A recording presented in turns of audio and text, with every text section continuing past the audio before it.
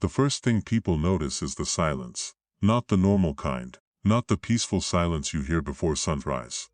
This silence feels wrong, heavy, like the jungle itself has suddenly realized something terrible is nearby. Picture it. You're deep inside the rainforests of Gabon. The air is thick enough to drink. Wet leaves cling to your boots. Somewhere in the distance, insects hum like dying electrical wires. Every breath tastes like damp bark and soil. Then the forest goes still. No birds, no movement, nothing. And that's when you hear it. A low bark, sharp, violent, not quite human, not quite animal. You turn toward the sound, expecting maybe a leopard, maybe a wild boar. Instead, two eyes stare back from the shadows. Then the face steps into the light. Blue ridges glowing against dark fur. Crimson stripes running down a long muzzle like war paint. A body thick with muscle.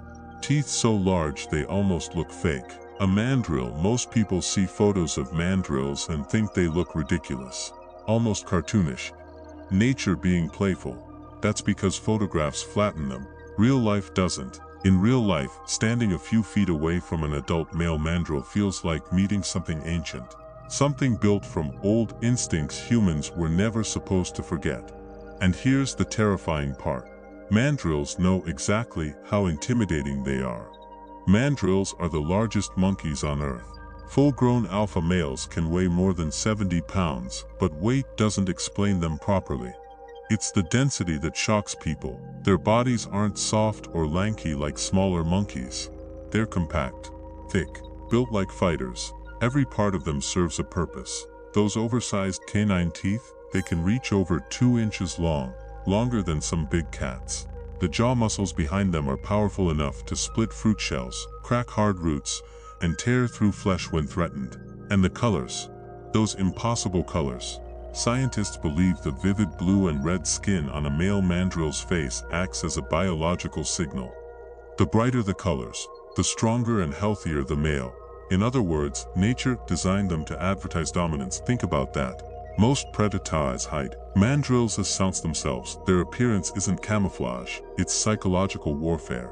You see them, and before they even move, your brain already understands you're dealing with something dangerous. But what truly makes mandrills frightening isn't just strength, it's intelligence.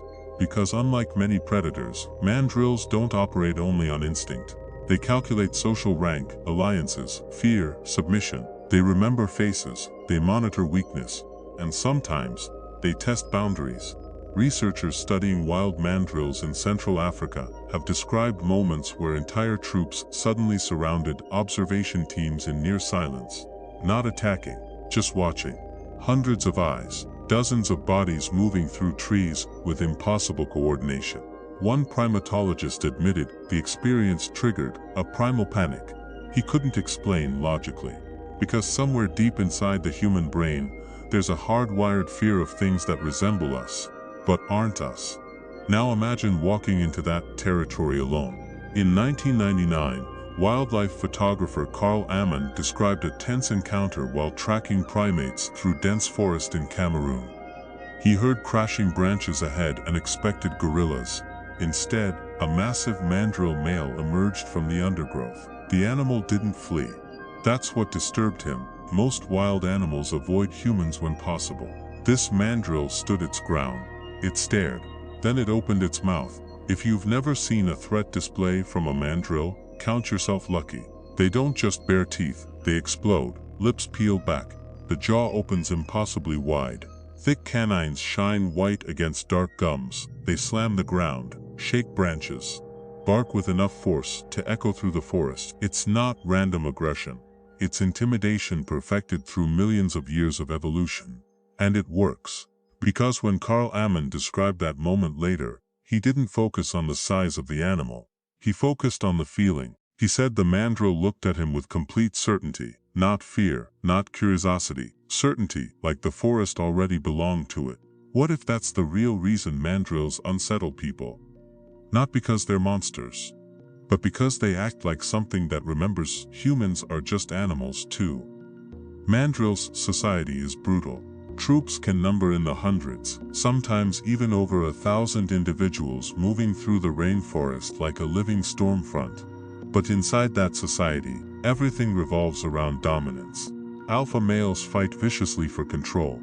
Not symbolic fights, real fights, deep puncture wounds, torn flesh, broken bones.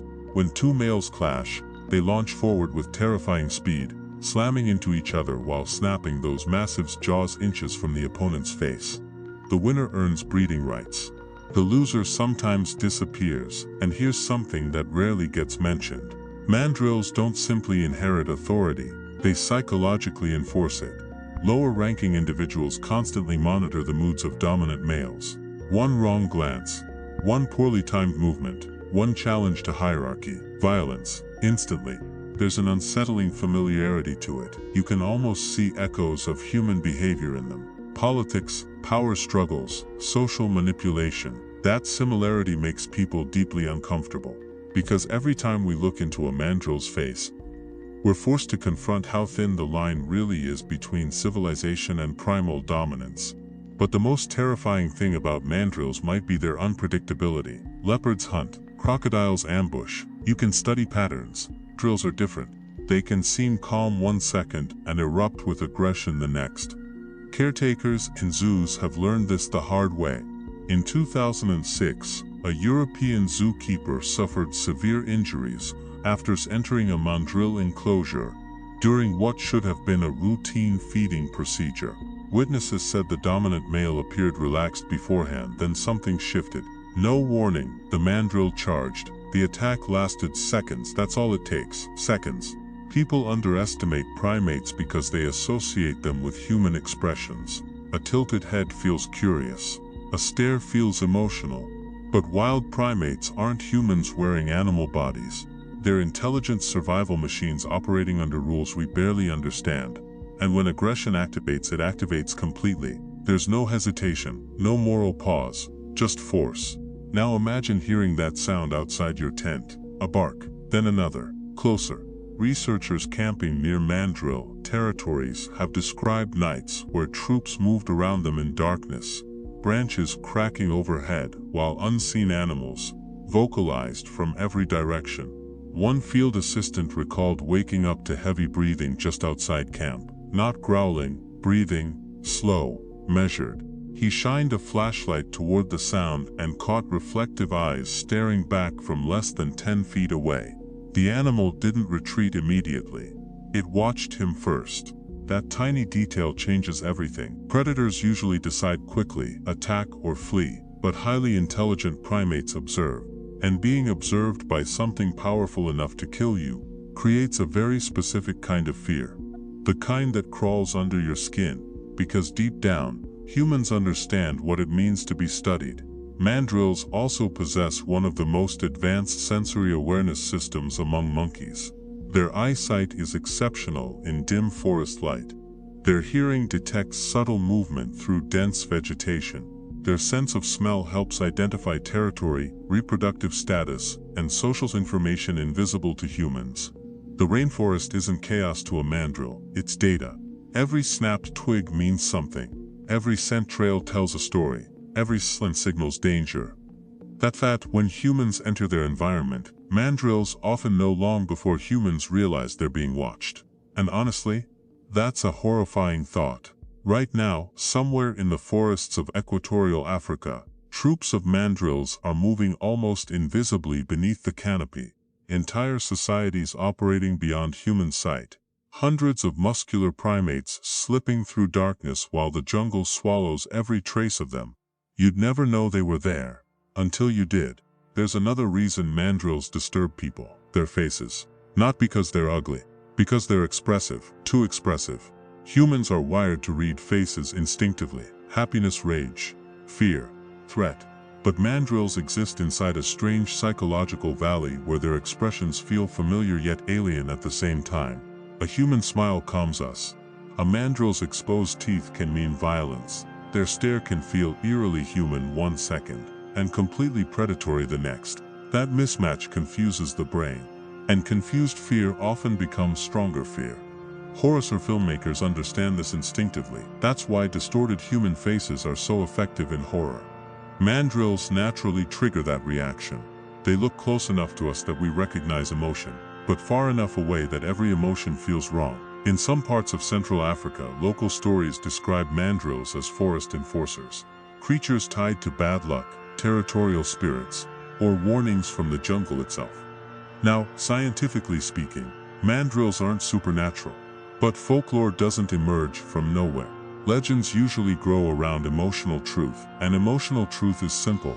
People who encounter large wild mandrills often leave deeply shaken, not always because of physical danger, because of atmosphere, because the experience feels uncanny. Imagine standing in dense forest while a 6-foot-long primate watches you without blinking. Imagine hearing heavy movement circling behind trees. Imagine realizing you are completely outside the food chain you understand. That's what the jungle does. It strips away human certainty. And then there's the question nobody likes asking. What if mandrills lost their fear of humans entirely? Urban expansion keeps pushing roads deeper into African rainforests. Logging fractures habitats. Human settlements creep closer to wildlife territory every year. Animals adapt. Some disappear, others become bolder.